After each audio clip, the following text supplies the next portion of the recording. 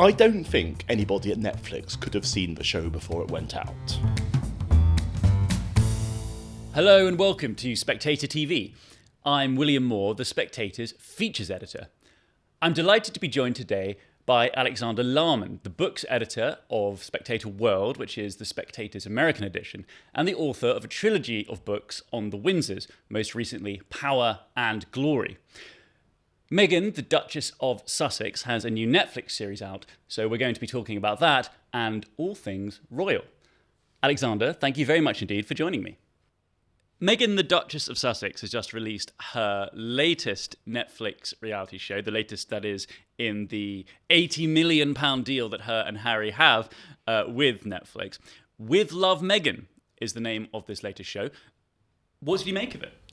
Well, it's not very good, is it? And I mean, that's putting it mildly. What's been so interesting is I regarded the advent of With Love, Meghan rather like I regarded root canal surgery. It's one of those things that you know it's coming, you really don't want it to happen, and eventually it arrives and it's just as awful as you think it's going to be. But what's so interesting about it is that it is so much worse than we could reasonably have expected, because nobody ever thought this was going to be good television or interesting or worthwhile. But what I thought in my optimistic heart was that it was going to be mild, it was going to be harmless stuff, and it was going to be considerably easier to watch than the Harry and Meghan versus everybody else show we did a couple of years ago. It's actually worse, because the Harry and Meghan show at least had newsworthy lines, it at least had some purpose to it. Whereas this feels exactly what it is. It's something which was done clearly as a contractual obligation. And while you're watching it, you have this enormous sense of why? Why are you doing this? Why are you demeaning yourself in this fashion? Because Meghan has hired a house which is supposedly worth between £5 million and £10 million. And she's got her famous friends, except of course none of us will have heard of her famous friends, so they're not that famous friends. And she's giving all these really bizarre and quite cryptic guides on how to be the perfect hostess. But what's quite interesting about it is that I don't know who was directing it, but clearly they've allowed Meghan to have her head. Because one thing I would say about it is we're probably seeing the unvarnished, I would say Meghan Markle, but she calls herself Meghan Sussex in the show. And you keep thinking, is this going to be the new Meghan Sussex that we see? But there's all these bizarre touches in it. Like at one point, she says that she's going to have pretzel bags made up, and they're individually personalised pretzel bags. Put all of our energy into making those. This, we're just gonna put into a different bag. Peanut butter pretzels. I've been eating these forever and I love these so much. My mom does too.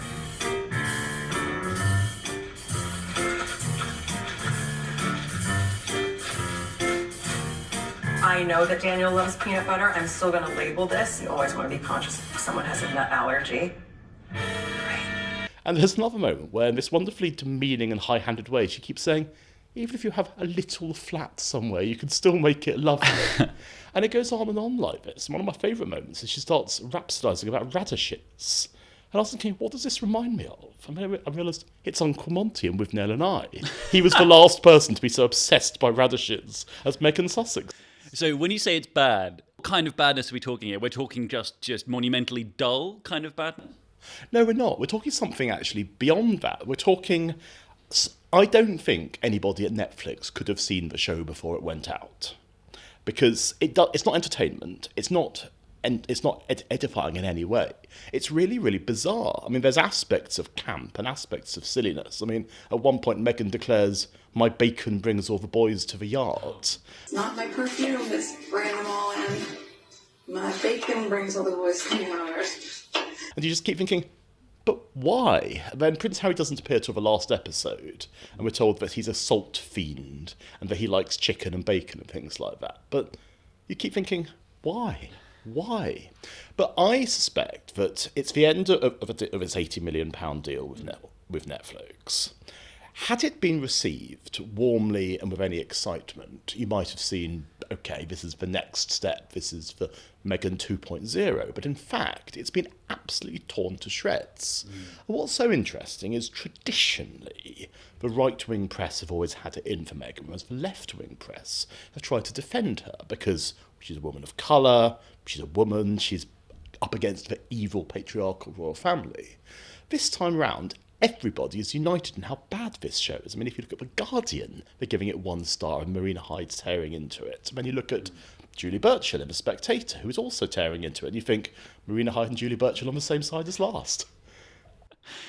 Do you think there's an element to the reaction to it that is it starting to feel a bit overblown? I mean, here we are talking about it because out of a suggestion from our producers, but at a certain point, don't you think there was a lot of quite genuine anger about the Sussexes and about the decision to leave the royal family and how that was all handled?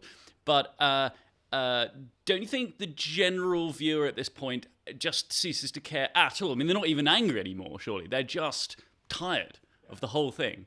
And don't you think that perhaps a little bit of the press reaction we have to it, such as the Sun's front page on Tuesday, complaining about the fact that Meghan wants to call herself Meghan Sussex and yet has only ever spent 6 hours in Sussex.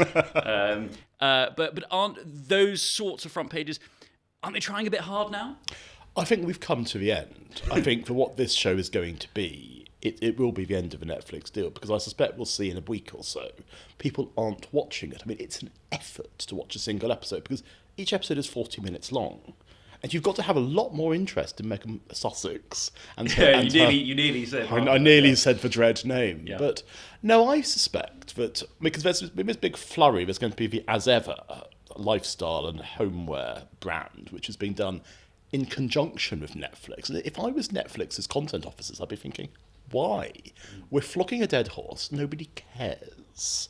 And it's interesting because Meghan obviously has this, I would say hit squad, that's too strong, this band of acolytes call themselves the Sussex squad, and they're very keen, as I found out to my cost, to be quite vicious on social media to anyone who's disrespecting their goddess, their domestic goddess, I should say. But what's quite clear is they'd have to go after so many people in so many different directions who's been criticising the show. But you think, well, even this committed band of people couldn't have the time to do that. So when you say that you found this out to your cost, you're saying that they came after you? Oh, yes. I was writing an article, one of the milder articles I've written for The Spectator, in fact, and I was pilloried with personal abuse, pictures of my wife and child being distributed all over social media. And of course, these are the kinder, gentler people. And one of them actually said to me, "We're not going to stop until you leave her alone." I was thinking, we could be here a while. As you say, this is coming to the end of the £80 million deal with Netflix. There's been sources speaking to the press saying that now Harry and Meghan are on borrowed time with Netflix. Is this their last shot, really? Yes, I think that's a nice, simple answer to that. I can't see that any other broadcaster is going to look at this, because essentially the Oprah interview was, if you like, the high watermark. It was the point at which people actually were interested. It was a point at which the stories genuinely were revelatory. I mean, now we're just watching the same thing, same old thing, several years on. There's nothing left to say. And I don't know, I mean, what you could potentially do is you could potentially have a situation as with his Baldwins, where you have a Meghan and Harry docu-soap, where you follow them in their life in Montecito. I could see that happening, but that's a tacky step too far. But on the other hand, I mean, I am beginning to feel sorry for Meghan, if you can believe it. Yeah, I mean, if even you're saying that, Alexander, then we really have entered new reality. Where does this leave them financially, though? Because, I mean, without things like the Netflix money, they obviously have a very lavish lifestyle. Viewers may remember that during those Megxit years there was a lot of talk in terms of finances when it came to personal security. I mean, all that stuff is very expensive. So what options now are left open to them, really?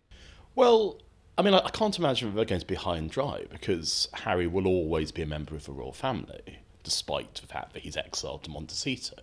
And given that Donald Trump has very magnanimously said that he will not be sending him back to Britain, It's interesting, isn't it? Because Trump obviously has been very keen to say all these other people must leave his country, but not Prince Harry. So that's quite amusing. But they will always have a cachet. They will always have a celebrity cachet, whatever happens. But I do feel there is a possibility it's going to end up like the Duke of Windsor and Wallace Simpson, who are people who essentially sung for their supper for decades after the abdication crisis in 1936.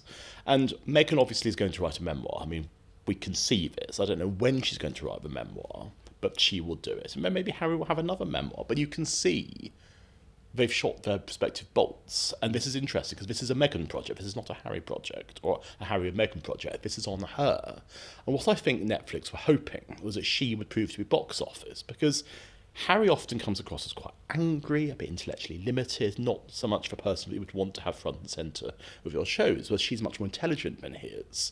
But the thing is, you're looking at this programme and you're thinking, what are you thinking? I mean, why have you done this? And the answer is, you've done this because of a contractual obligation with Netflix, and you're hoping to launch your lifestyle brand off the back of it. But what we're going to see quite soon is, does anyone really care? And I think the answer is no, not now. I think that moment's passed. Finally, moving away from Harry and Meghan into the wider royal family, this week has been, I think, a rather strong showcase of the diplomatic power of the king when it comes to Britain's relationships with allies around the world. But is the king, do you think, being drawn into politics when it comes to now Trump and Zelensky and the tensions between America and Ukraine over a ceasefire? Well, what's interesting is that the king is supposed to have a warm personal relationship with Trump, and obviously he's invited him to his state visit. And what's very interesting is that he'll be hosting Trump at Balmoral, which obviously reflects both Trump's Scottish roots, but also Balmoral was not a place traditionally for presidents were invited to. And the only president his mother ever invited anyone to was Dwight Eisenhower, who was her favourite. So you can really see the red carpet is being rolled out. But then on the other hand, the greeting with Zelensky the other day, the photographed the audience. I mean, that kind of thing is quite unprecedented. And what, of course, King Charles is not giving any indication away as to if he would instinctively prefer one side or the other. And it's interesting because him and Keir Starmer are moving in lockstep on that, as there have been in many other things. And I can only imagine the relationship between the king and the prime minister is a very strong one, because essentially what Starmer is saying to the king is, you've got to be political, but not too political, because you've got to be somebody who can extend state visits, but you can also be on hand to host Zelensky, but you can't seem to express any preference. So it's a difficult and it's a fine line, because also we assume that Charles is still ill. We assume he's still undergoing treatment for cancer, and that hasn't been talked about for a long time, and I suspect that's not going to be talked about until either there's some good news or, heaven forfend, some worse news. But it's a lot. Yes. Is it also quite difficult for him at the moment, do you think, with everything going on with Canada as well? So with these tariffs that Trump is placing upon Canada, given that Trump has now been invited for another state meeting, is that going to be hard since the king is also the King of Canada as well as King of England? So obviously, yes, the King's hosted Justin Trudeau, soon to be ex-president of Canada, this week as well. And again, Trudeau's somebody who's very much stood against Trump, not least because of all the tariffs. So the King is in effect having to deal with all these people who have very strong opinions about their country, what their country should be doing. And he cannot be seen to express any personal preference, except, of course, the very act of welcoming them to his home. I mean, what we're going to see is Highgrove is where Charles sees as home. It's not Balmoral, it's not Sandringham. If anyone was invited to Highgrove, that would be an explicit mark of personal favour. And you can imagine that all his advisors would be saying, not Highgrove, Your Highness, whatever you do, keep that sacrosanct. But we shall see, because things are moving very fast at the moment, and we can see the way that politics and royalty are intersecting as perhaps they never have before. But actually, I think as time goes on, the Harry and Meghan thing will see more and more of an irrelevant sideshow. And if Prince William starts to get involved in any of this stuff, which he probably will sooner or later, we're really going to see politicisation of the monarchy, which is a strange and slightly disconcerting time. Alexander, thank you very much indeed for joining me.